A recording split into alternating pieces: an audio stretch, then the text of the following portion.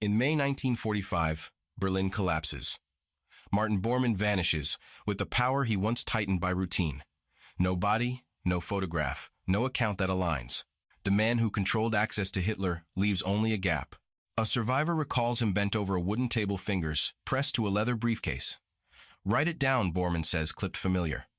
"I cannot claim to know what steadied him then. I can only hold the question that follows him. Where did the most powerful man in Germany go?" Martin Bormann is 44 years old in April 1945, and he is still doing what he has always done, writing. In the narrow room of the Führer bunker, where the air carries the sour smell of damp concrete and fuel, he sits at a small table and keeps his pencil moving. The explosions above do not stop his hand. He has trained himself not to look up. "Say it again," he tells the voice behind him without turning. Adolf Hitler's words arrive unevenly, sometimes whispered, sometimes sharp with impatience. Bormann listens, filters, and reduces them into sentences that can be acted upon. This has been his true power for years, not inspiration, not command, but translation. He turns fleeting thoughts into orders. He turns moods into files. The routine steadies him. Each line is written the same way, letters, tight margins, neat. He dates the page. He always dates the page. This habit has followed him from the party chancellery to this underground room, and now as the state collapses around him, it is the only thing that still behaves. The bunker is crowded, yet Bormann exists inside a narrow circle. He hears boots in the corridor, the scrape of chairs, the distant thunder of artillery pressing closer. The ceiling vibrates. Dust drifts down and settles on his papers. He brushes it away with the edge of his sleeve, annoyed, careful not to smudge the ink. On the floor beside him is a leather briefcase. He checks it twice a day. Inside are documents tied with string drafts, signed pages, seals. Hitler's political testament. Hitler's personal will. Papers that declare titles and authority in a country already breaking apart. Bormann has placed them in order, because order is how he understands the world. Someone mentions the city above the fires, the encirclement. Bormann does not respond. His attention is on the phrasing of a sentence. It matters to him that the language is exact. Even now, especially now. In the past, precision protected him. It gave him relevance. As long as there was a process, he could stand at its center.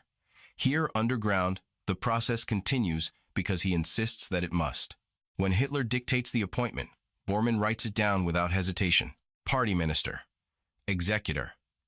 The words look solid on the page. They feel like weight in his hands. He understands what they mean in theory. He does not test them against the noise above. A secretary passes behind him and whispers, "It's getting worse." Bormann nods once. He does not ask where or how much. Those details no longer fit into the system he knows. He has always worked by narrowing information, not expanding it. He selects what enters the record. Now the record is shrinking, but he keeps working. The bunker smells of sweat and cold food. The temperature never quite settles. Sometimes it is stifling, sometimes sharp enough to make his fingers stiff. He rubs them together before continuing to write. He cannot afford a tremor. At night, when there is a pause, he opens the briefcase and checks the papers again. He aligns the edges. He reties the string. This repeated action has become a small ritual. It reassures him that something is still under his control. He thinks of his family, then not with sentiment, but with planning. Gerda, the children. He has spoken of reunion more than once in recent weeks, always briefly, as if naming it might secure it. He imagines a table, papers put away, voices not echoing through concrete. The image is thin, but he returns to it. After this, he once said, "To no one in particular, we will sort things out." No one answered. No one challenged him. Silence has become common here, but he does not name it. He fills it with writing. On the 29th, Hitler marries Eva Braun. Bormann records the fact, standing close enough to smell the stale air on Hitler's coat. He notes the witnesses. He prepares the certificates. Even this is processed, placed into sequence. He does not comment on the strangeness of it. His face remains neutral, his focus absolute. Later, when the final testament is complete, Hitler signs. Bormann watches the pen move. He notices how slowly it goes, how the hand hesitates. For a moment, he considers the physical weakness of the man he has served so closely. Then he pushes the thought aside. Weakness is not useful to record. He takes the signed pages and slides them into the briefcase. The leather creaks softly. He presses the clasp shut. That sound small and final stays with him. The explosions are closer now. The bunker shudders. Someone swears in the corridor. Bormann remains seated. He has always believed that proximity to power was safety. It has worked before. It has worked for years. When Hitler shoots himself, Bormann is nearby. He does not witness the act, but he knows it has happened before anyone tells him. The air changes. The rhythm breaks. He stands slowly, as if adjusting to a new posture. That's it, then someone mutters. Bormann says nothing. He returns to the table and gathers the remaining papers. There is still procedure to follow. Death creates paperwork. Even now, he drafts messages. He prepares instructions. He tells himself that authority does not vanish just because the person at its center does. Authority moves if handled correctly. He believes this because he has spent his life making it true.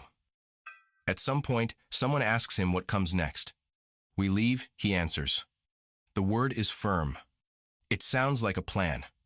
He checks the briefcase again. He adds a small notebook already half filled with notes from the last days. He places it on top, closes the case, and grips the handle. The weight is familiar. It anchors him. Above them, Berlin is no longer abstract. The sound of fighting is constant now, no longer distant. The bunker lights flicker. A pipe leaks somewhere, water dripping steadily onto the floor. Bormann steps around it, irritated by the randomness of it. He has always avoided randomness. He built systems to block it. He filtered people's schedules, information. Chaos was something that happened outside his office door. Now it presses in from every direction. Still, he behaves as if the exit will open into something recognizable. He does not speak of capture. He does not speak of death. Those are outcomes for people without files. As they prepare to move, he pauses once more at the table. He straightens a chair that has been knocked aside. The gesture is automatic.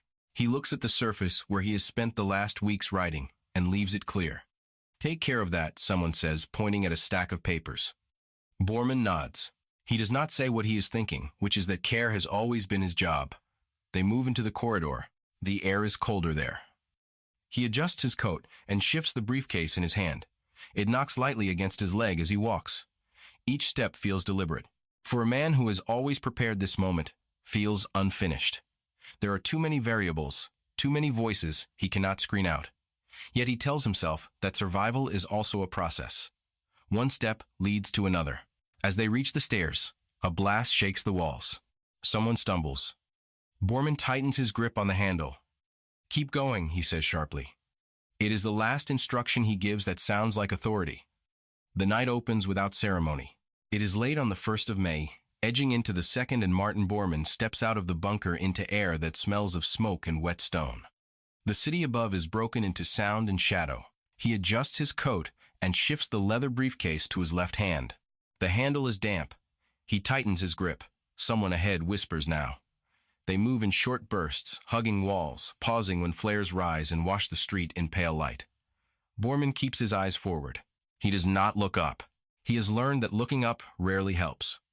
The briefcase bumps his leg with each step, a steady reminder of what he is carrying and why he must keep moving. The group is small and uneven, a collection of men who have lost the structure that once arranged them. Bormann walks among them, not at the front, not at the back. He counts steps in his head. He has always measured progress this way. Gunfire cracks somewhere to the east. He flinches, despite himself. His breath comes faster. The cold bites through his coat. He thinks briefly of Gerda again, of the last letter he sent. Folded carefully, words chosen with care.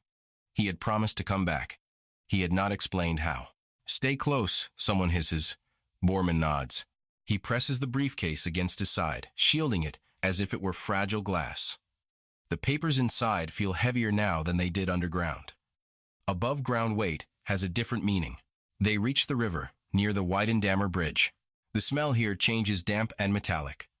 A wreck tank looms nearby, its metal torn open. Smoke curls from it low and bitter. The scene is lit unevenly, flashes of light tearing holes in the dark. Erich Kempka is somewhere near Bormann, breathing hard. Kempka has told this story many times, in his head already, even as it happens. His voice later will shift details, sliding, but in this moment, his presence is solid enough. "There," Kempka says, pointing. They move again, A blast erupts close enough to force them down. Bormann hits the ground hard. The briefcase slams into the pavement. Pain flares in his shoulder. He grits his teeth and pulls the case back to his chest.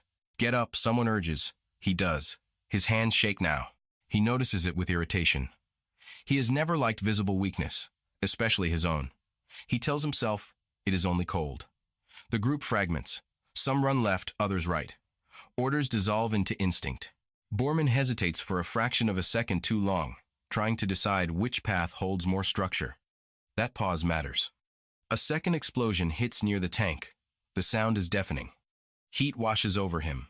He stumbles, vision blurring. For a moment, the world reduces itself to noise and pressure. Kemko will later say he saw Bormann near the tank, that he believed him killed in that instant. The belief settles quickly because it makes sense of the chaos. It is easier than tracing a body through fire and smoke. But Bormann does not register death. He registers impact. He feels himself falling, then rolling. His mouth fills with grit. He tastes blood. The briefcase slips from his grasp and skids a short distance away. "No," he mutters the word, scraped out of him. He crawls, fingers scraping stone, and hooks the handle again. The leather is scorched on one side, now roughened. He pulls it close and curls around it, waiting for the pressure to ease. When he pushes himself up, the group is gone. The space around him feels suddenly too open.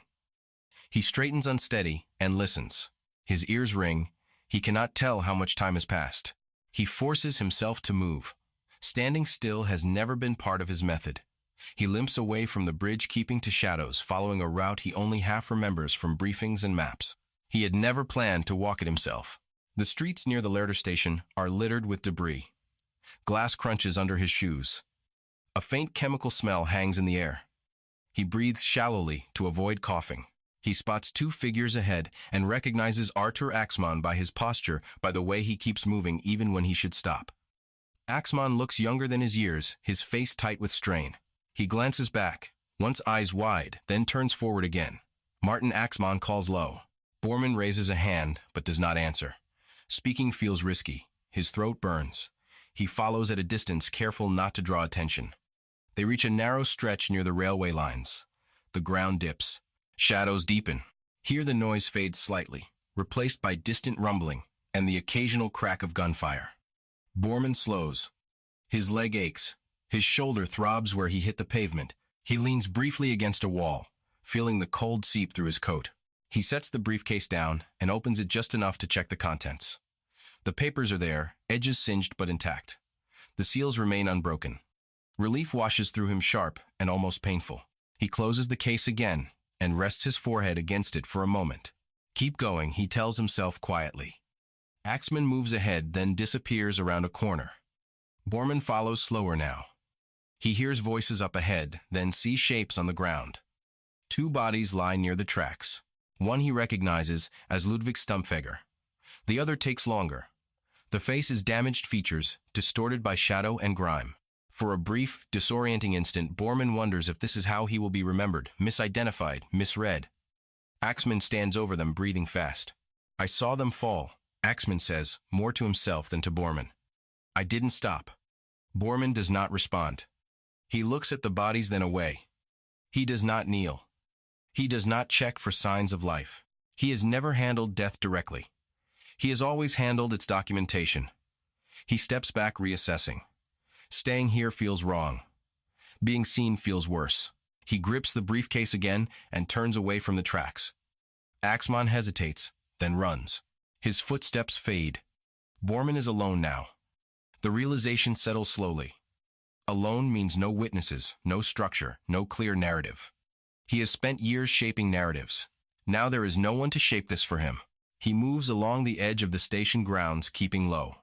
His movements are stiff, mechanical. Each step sends a jolt through his body. He ignores it.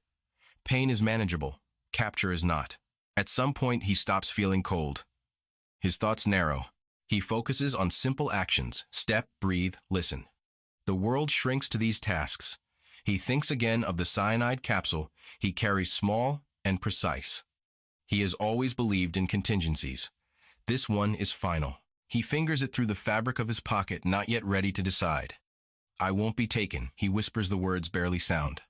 Time stretches. Without reference points, minutes lose shape. The sounds of fighting drift, then recede. Dawn edges closer, a thin gray light seeping into the streets. Bormann finds a recessed doorway and sinks down back against stone. He sets the briefcase on his lap. His breathing is ragged now. Each breath tastes wrong. He opens the case one last time. He looks at the papers not as instruments, but as objects that have carried him this far. He thinks of the systems they represent, the years spent guarding access, controlling flow. None of that applies here. He closes the case and sets it beside him. His hands fumble with the capsule. He hesitates, then brings it to his mouth. The taste is bitter, immediate. I did my duty, he says aloud. There is no one to hear him. His body reacts violently. He grips the edge of the doorway, knuckles whitening. The world tilts. He slides down, leaving faint streaks on the stone. His last sensations are physical burning in his throat, pressure in his chest, the roughness of the ground against his cheek. He thinks fleetingly that this is an ending without paperwork. When his body stills, the city does not mark the moment. There is no signal, no confirmation. He lies where he fell, hidden by rubble and shadow. Later, people will talk. Kemke will tell his version. Axmann will tell another. Their words will circle the same places without settling. Maps will be drawn. Reports filed. Years will pass. But in this narrow stretch near the tracks, Martin Bormann's movement stops unrecorded. His briefcase resting close by its contents, waiting for someone else to decide what they mean. In December 1972, the ground near the old Lerder station opens for a reason that has nothing to do with history. A crew is widening a road. Their tools bite into frozen soil, and the sound is dull and steady metal against earth. One worker feels the resistance change beneath his shovel. He stops, frowns, and digs more carefully. Bone appears first pale against the dark dirt, then another. The work halts. Someone swears softly. Someone else steps back and lights a cigarette, hand shaking despite the cold. By the time the authorities arrive, 2 partial skeletons lie exposed, arranged by chance and time. The location is noted. Measurements are taken. Photographs are snapped. The air smells of exhaust and damp leaves. No one says the name yet, but it hovers close. The modern investigator arrives later that afternoon. He carries a thin folder and a habit of touching the bridge of his glasses when he thinks. He has spent years reading old files, tracing routes that ended abruptly. He stands at the edge of the cordon and looks down at the remains. So this is it, he murmurs. He does not mean certainty. He means possibility. The bones are lifted carefully, each placed into labeled containers. The investigator watches the process, noting how methodical it is. He appreciates this. Order has a way of calming questions even when answers are far away. Back at his office, he pulls older documents from storage. Yellowed pages, typed statements, handwritten notes. He reads Kemke's account again, then Axmann's. He traces the routes on a map, his finger moving from the bunker to the bridge, then toward the station. The match is unsettlingly close. He feels a faint chill that has nothing to do with temperature. Coincidence is common in his work. This feels different. This feels like something resurfacing because it has waited long enough. He speaks to a colleague over coffee. If this is who we think it is, the colleague says everything changes. The investigator nods. Or nothing does, he replies. That's the problem. He knows the stakes. A wrong identification would not simply be an error. It would reopen wounds, distort records, invite spectacle. He feels the weight of that as he signs the request for further analysis. At night, he rereads the old testimonies. Axmann's words catch his attention, the way they circle the same landmarks without anchoring. The investigator imagines the young man, running breath, tearing at his chest, not stopping. Memory shaped by fear is brittle. It fractures under pressure. He wonders how much Bormann planned and how much unraveled. The file cannot tell him that. When the bones are laid out for examination, the investigator stands nearby. He notices the condition of the teeth, the jawline. He remembers a line from a report about extensive dental work unusual even for its time. He says nothing, but his pulse quickens. Take your time, he tells the forensic team. Weeks pass. Public interest grows, then stalls. Rumors circulate, some confident, others theatrical. The investigator avoids interviews. He believes in sequence. First, establish facts, then speak. He drives to the site again one morning, standing where the bones were found. Trains pass now modern and loud. The city has rebuilt itself around the place where a life may have ended. He listens to the rumble and imagines the night long ago, footsteps, confusion, haste. He does not pretend to see it clearly. He only acknowledges that it happened here in some form. Back in the office, a call comes in. The location aligns, a voice says on the line. Almost exactly. The investigator closes his eyes for a moment. He thinks of the decades in between of files, labeled and relabeled, of leads chased across continents. He thinks of families who have waited not for spectacle, but for confirmation. Proceed, he says. The bones are transferred for detailed study. Each step is documented. Each finding is recorded. The investigator reads every report as it comes in, pen tapping against the desk. At home late, he spreads photocopies across his table. He lines up dates, statements, movements. He notices gaps where certainty should be. He does not fill them with assumption. He leaves them open. He speaks aloud once alone in the room. Who were you when it ended? The question is not accusatory. It is procedural. As the investigation advances, pressure builds. Officials want closure. Journalists want headlines. The investigator wants accuracy. He has learned that these desires rarely align. He meets with representatives from the state, explaining the process the care required. If we rush, he says, we lose credibility. They agree reluctantly. The bones offer small, stubborn details. A fracture that matches an old injury. Wear patterns consistent with age. Each element narrows the field. The investigator feels the circle tightening. Still, doubt persists. It always does. One afternoon, he receives a copy of Axman's statement, annotated by a previous analyst. He reads the margin notes, then the original text again. He notices how the wording shifts around the same image, two bodies, a glance, no stopping. He imagines Bormann moving away from that scene unseen, carrying his briefcase. He imagines him alone, making decisions without an audience. The investigator does not romanticize this. He treats it as a logistical possibility. At a meeting, someone asks, what if it's staged? The investigator answers calmly. Then the evidence will tell us that too. He believes this. He has to. When the first forensic summaries arrive, he reads them slowly. Dental structures. Materials used. Correspondence with historical records. His fingers trace lines on the page. This is strong, he tells the team. But not enough. They agree. The work continues. Outside, winter deepens. Snow dusts the streets. The investigator walks home, one evening, collar turned up, thinking about how time preserves some things and erases others. Bone endures. Paper endures. Intention does not. He stops at a bookstore window, seeing a display of recent history titles. Bormann's name appears on more than one spine, each promising revelation. He feels a flicker of irritation. Revelation is rarely clean. Back inside his apartment, he files away the thought and returns to the reports. He underlines a passage, then writes a note to himself. Verify independently. This is his habit. It has kept him from error before.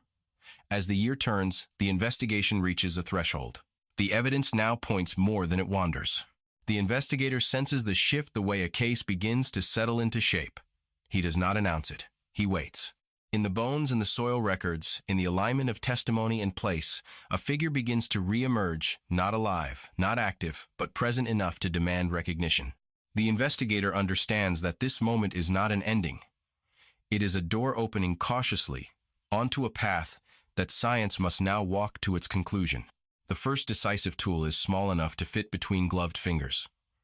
A dental probe clicks lightly against enamel. A precise sound in a bright laboratory that smells of disinfectant and old paper. The remains are arranged on a steel table, each bone placed with care. Martin Bormann is no longer a moving figure here, but he is still treated as a subject who can answer if questioned correctly. Rydar Sognius works alone by preference. He reads reports before he touches the evidence, then reads them again after. He believes repetition sharpens attention. When he leans over the jaw, he notices the workmanship immediately. The bridge is complex, unusual, crafted with a level of intervention not common for the time. This is distinctive, he says, more to himself than to the room. The words are not dramatic. They do not need to be. His fingertip traces the metal, the junction where natural tooth meets artificial structure. He recalls the dental records, kept by Bormann's personal dentist notes he has memorized rather than simply reviewed. The alignment matches. The construction matches. The choice of material matches. Sagny straightens and removes his glasses, rubbing the bridge of his nose. He feels the familiar tension between satisfaction and restraint. Strong findings invite exaggeration. He refuses that impulse. Write exactly what you see, he tells an assistant. Nothing more. The assistant nods, pen poised. Within the jawbone, faint traces remain. Shards of glass. Chemical residue. Cyanide leaves a particular pattern, one that resists time better than flesh ever could. Sagny studies the fractures carefully. He thinks of Bormann's last hours, the decision compressed into a single bite. He carried this, Sagny says quietly. Prepared. The lab is still except for the low hum of equipment. Outside traffic moves unaware. Sagny returns to the table and continues. When the findings are released, the reaction is immediate and divided. Some accept the dental match as conclusive. Others circle it suspicious, unwilling to let go of a chase that has lasted decades. Certainty threatens an industry of speculation. A book appears not long after its tone, confident, its claims sharp. Hugh Thomas argues that the soil clinging to the bones tells a different story. Red clay, he writes, not typical of Berlin. He suggests transport reburial arrangement. He suggests design. Sagny reads the argument with a pencil in hand. He underlines phrases, writes notes in the margin. He does not dismiss it outright. He checks the soil samples himself. Earth is not static. Berlin's ground has been disturbed, mixed, reshaped by bombs, by rebuilding, by decades of work. Layers shift. Imported fill is common. Sagny knows this. He documents it carefully. This is not a map, he says during a briefing. It is residue. Still, doubt spreads faster than correction. The idea that Bormann escaped carries a strange appeal. It preserves him as a threat, a shadow that refuses to settle. Closure feels insufficient, to some even unwelcome. Sagny feels the pressure, but he does not alter his process. He returns to the bones, to the bridge, to the fractures. One detail draws his attention again, a healed break in the clavicle. He pulls older medical reports confirming a motorcycle accident years earlier. The match is exact in placement and pattern. He exhales slowly. This is not a single clue. It is an accumulation. Layer by layer, he tells a colleague. That's how this ends. The colleague asks, why do they resist it? Sagny pauses. Because a living fugitive is more interesting than a dead administrator. He does not say Bormann's name then. He does not need to. In public forums, the debate grows louder. Some claim the findings are staged. Others accuse the state of convenience. Sagny avoids microphones. He lets the documentation speak. At night, he rereads his own notes, checking for assumptions. He imagines Bormann near the tracks, injured, choosing the capsule. He does not dwell on emotion. He stays with mechanics, jaw pressure, chemical reaction, collapse. Yet even he cannot entirely escape the human weight. This body once carried decisions that rippled outward, harming countless lives. Science can identify remains, but it cannot measure consequence. During a conference, someone challenges him directly. What if the bones were planted? The man asks. Sagny meets his gaze. Then, the dental work would have to be planted too. And the fracture. And the residue. And the location. And the timing. The man looks away. The reconstruction continues. Each test reinforces the last. Still, a final measure is proposed. One that moves beyond structure and pattern into inheritance itself. Sagny supports it. He believes redundancy strengthens truth. Before the next phase begins, he stands alone in the lab once more. He looks at the jaw at the bridge that once helped Bormann speak issue orders. He touches nothing this time. You left enough, he says softly. It is not an accusation, it is an observation. When he turns off the lights, the table gleams faintly, the outline of bone receding into shadow. The work is not finished, but it is closer, now narrowed by method, disciplined by care. The figure, who once controlled access, who filtered words and people, is now subject to processes he never managed. Files no longer protect him. Systems no longer bend around him. Only evidence remains, waiting for the next tool to speak. In 1998, the confirmation arrives without ceremony. It is delivered in the language of sequences and probabilities, typed lines that leave little room for imagination. Mitochondrial DNA, extracted with care, compared across generations. The match is complete. Martin Bormann died in Berlin. For the scientists, this is a conclusion. For the family, it is something else entirely. Martin Adolf Bormann Jr. reads the report at a small desk light pooling over the page. He is older now, his hair thinned, his hands steady from years of teaching. The paper smells faintly of toner. He presses it flat with his palm, as if it might curl away from him. So that's it, he says quietly. He has spent most of his life with a name that carries weight before he speaks a word. As a child, he learned early how it changed rooms. Teachers paused. Strangers stared. Even friends measured their distance. The name was a burden handed to him without consent. He remembers his mother Gerda in fragments, her voice, her certainty, the way she spoke of duty, as if it were oxygen. She died when he was still young, before questions fully formed. What remained were expectations and stories he did not know how to refuse. After the war, his life narrowed. He moved through foster homes, through unfamiliar kitchens and borrowed beds. At night, he listened to adults whispering, the tone shifting when they thought he could not hear. He learned to stay quiet to watch. When he found the church, it was not sudden. It came through routine. Early mornings, repeated prayers, the texture of wood under his fingers in empty chapels. Structure he discovered could exist without cruelty. I wanted a different inheritance, he once told a student. Becoming a priest did not erase his past. It reframed it. He taught theology, guided discussions, answered questions that sometimes curved toward him unexpectedly. Do you believe children bear guilt? A student asked once. He paused, then said, they bear memory. Guilt belongs elsewhere.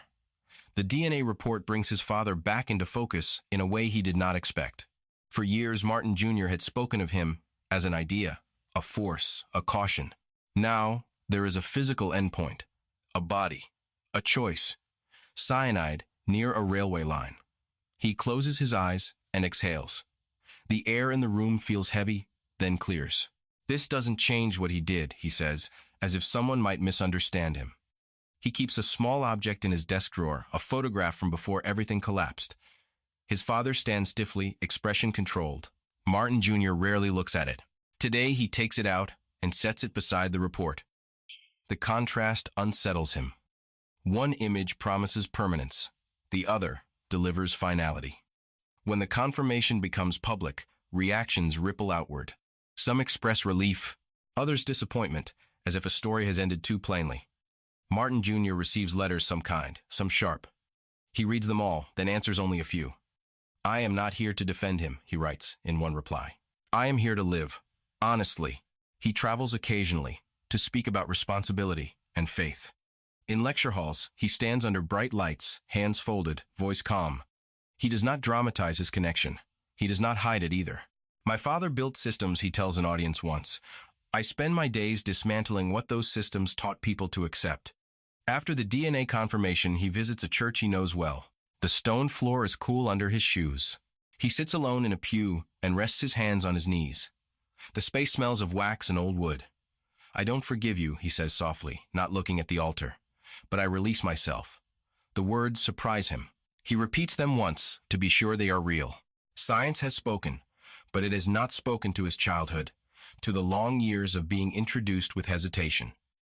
It has not touched the nights when he wondered if blood dictated destiny. That work has been his alone. The report details the method with care. HV1, HV2, statistical improbability. He appreciates the precision. Precision has its own comfort. Later, he folds the paper and places it in a file labeled simply Father. The folder is thin. It does not need to be thicker. When asked by a journalist how he feels, he chooses his words carefully. Truth matters, he says, even when it arrives late. The journalist presses, hoping for emotion. Martin Jr. does not provide it. I have lived with consequences, he adds. This confirms facts. It does not reopen my life. He returns to teaching, to routine, to small decisions that shape days rather than decades. He still carries the name. He always will. But it no longer floats without anchor. On a quiet afternoon, he sits with a group of students discussing ethics. One asks about inherited responsibility again, phrasing it differently this time. Martin Jr. listens, then responds. "We cannot choose where we come from," he says. "We can choose what we carry forward." The students nod. Some write it down. That evening alone, he walks home through streets that hum with ordinary life. Shops close. Lights flicker on. He feels the familiar weight of his past settled at ease. The confirmation has closed a chapter written before he could read. It does not absolve. It does not console. But it steadies the ground beneath his feet. For Martin Bormann, the science ends a pursuit. For his son, it marks a boundary. Beyond it lies a life already built, shaped by refusal as much as by faith. He reaches his door, pauses, and looks once more at the folded report in his bag. He does not take it out. "Enough," he says, and steps inside. The decision is administrative, written in careful language, and signed without flourish. In 1999, the state orders Martin Bormann's remains to be cremated. There will be no grave, no marker, no coordinates for gathering. The directive is justified as prevention, a way to deny extremists a place to stand and point. Paper carries the choice. Fire executes it. In a facility near the Baltic, the remains are transferred quietly. The room is clean, controlled, faintly warm. A technician checks labels matching numbers to forms. He works methodically. He does not speak Bormann's name aloud, but it is there printed in black ink. "Proceed," a supervisor says. The furnace hums. Heat builds. Bone becomes ash. What endured for decades reduces to weightless matter. The process is efficient, almost gentle. It leaves no room for ceremony. Later, a small container is sealed. It is unremarkable metal dulled by handling. Someone lifts it, surprised by how little it weighs. Out at sea, the wind is sharp. The water is gray, restless, flecked with light. A government official stands at the rail of a vessel coat, pulled tight, papers secured in a folder under his arm. He has read the file. He knows the history. He feels nothing he plans to admit. "Ready," he says. The lid opens. Ash lifts briefly, then scatters, drawn outward and down. The motion is quick, irreversible. The surface of the water ripples, then smooths. That is the end of the body. For those who waited, the act lands differently. Gerda Bormann did not live to see it. She died decades earlier, illness, thinning her body letters unfinished. Among her papers, one small detail emerges, later overlooked for years: a pressed wildflower tucked into a book dated by hand. It is a modest thing, fragile, suggesting a moment not aligned with ideology or command. No explanation accompanies it. The children grew up carrying fragments rather than stories. They were scattered names, altered routines, rebuilt. For them, the cremation is reported as a footnote, a final administrative closure. One daughter reads the notice and folds it carefully. She places it in a drawer and closes it. The wood slides softly against wood. She does not open it again. Martin Adolf Bormann Jr. learns of the cremation from a colleague mentioned in passing, voice neutral. He listens, nods, and returns to his work. That evening, he walks along a familiar path, gravel crunching underfoot. The air smells of damp earth. "They burned him," he says aloud, testing the words. The sentence feels factual, stripped of drama. He considers what it removes. He considers what it leaves. At home, he opens a small box he keeps on a shelf. Inside is a letter he once wrote but never sent, addressed simply to father. The paper has yellowed slightly at the edges. He reads it again slowly, then folds it once more and returns it to the box. "That's finished," he says softly. For the state, the act is preventive. For the public, it is anticlimactic. There is no place to visit, no stone to photograph. The decision closes a door that many had already stopped knocking on. Yet what Bormann built does not dissolve so easily. Files remain in archives. Procedures echo in later systems. His habit of control through access lingers as a method others recognize, even if they do not name it. An archivist years later opens a drawer and pulls a folder marked Parte Conslay. The paper smells faintly of dust and age. He reads a memo signed by Bormann, noting the efficiency of a process, the necessity of streamlining. "Everything went through him," the archivist mutters. He traces the signature with his eyes, then closes the folder. He writes a note to himself. Review context carefully. Near the sea, the place where the ash fell shows no sign of it now.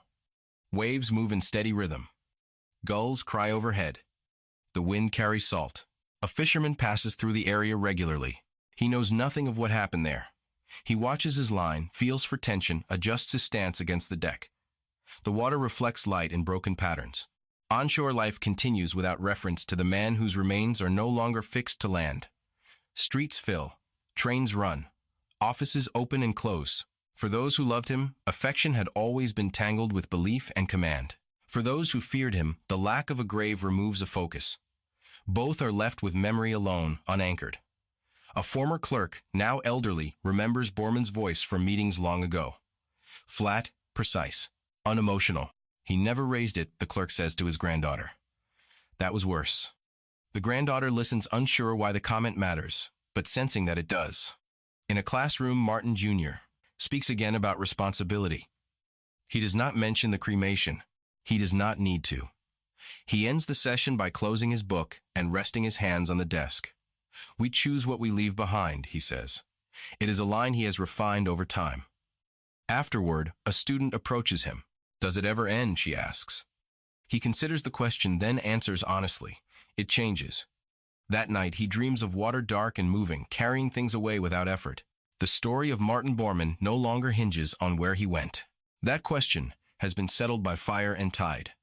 What remains is the trace of how he worked, how he narrowed paths, how he made access into power. There is no marker to photograph, no site to gather around. Only records, habits, and the quiet persistence of methods that outlast bodies. On the surface of the Baltic, a small wave breaks and reforms light flickering across it before it disappears into the next. Martin Bormann died in 1945 near a railway line without witnesses who stayed and without words meant to last.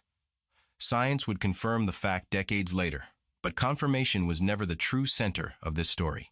His power did not vanish when his body did. It had already moved elsewhere, embedded in habits and procedures that outlived him. Bormann never needed a podium. He worked through desks, files, access lists. He understood that control could be exercised quietly, by deciding what reached a leader's ear and what never arrived. When he disappeared, that method remained legible in the record, even if his body did not. I cannot claim to know what he felt in his final hours, or whether he believed his work justified itself. What can be known is narrower and heavier. His choices shaped lives he never met, and their consequences traveled further than he did. There is no grave to stand beside, no stone to rub clean. His ashes were scattered, deliberately denied a place in the ground. What remains instead are documents, systems, and the echo of a lesson history repeats too easily, that immense harm does not always announce itself loudly. The question that once drove this search was simple. Where did he go? It has an answer now. The harder question lingers in its wake. How did someone so unremarkable in presence become so decisive? In effect, the record offers no comfort there, only responsibility passed forward.